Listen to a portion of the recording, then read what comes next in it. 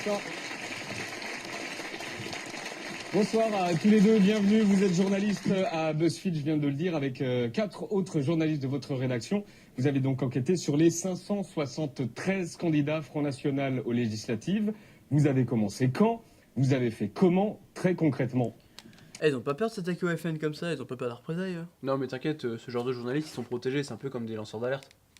C'est quoi lanceurs d'alerte? Ils ont une place dans la société? Bon attends, je vais te montrer.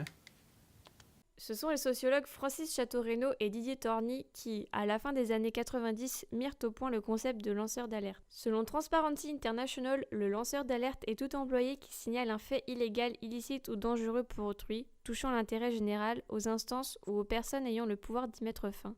Le mot utilisé en anglais est whistleblower, traduit celui qui sonne l'alerte. Les principaux médias relais de ces informations sont Wikileaks dans le monde, Mediapart et le Canard enchaîné en France. De nombreuses personnalités y sont reliées, telles que Edward Snowden et Julian Assange, son créateur. Tu vois? Ouais, c'est un peu comme des enquêteurs en fait. Ouais voilà, tout à fait, ils enquêtent pour dévoiler le dessous de certaines affaires. En fait, c'est un peu comme des rôles d'information. Mais pourquoi les gouvernements sont contre eux? Bah, en fait ils sont contre eux parce qu'ils sont sensibles de dévoiler des informations qui peuvent venir au gouvernement. Tu vois par exemple les deux journalistes qui étaient à la télé tout à l'heure? Ouais. Bah en fait eux ils ont passé au crible les réseaux sociaux des candidats FN, et même si c'est pas le FN le parti au pouvoir, bah ça peut vachement nuire à leur politique. Pourquoi les lanceurs d'alerte ne s'en prennent pas des hommes politiques qui font débat comme Trump? Ah mais t'inquiète pas, il y en a qui s'en occupent, regarde justement. Ça c'est le site Trumpilix, il a été administré par Michael Moore, qui est un réalisateur très connu pour ses documentaires.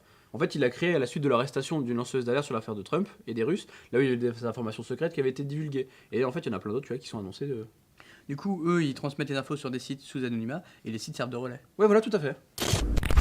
En France, il y a de quoi mis en place pour les protéger? Bah il y a la loi Sapin 2 mais elle est quand même vachement compliquée. En fait elle définit juste ce que c'est un lanceur d'alerte par rapport à un délateur, et surtout en fait elle apporte de la protection aux lanceurs d'alerte sur certains points, notamment au niveau des représailles.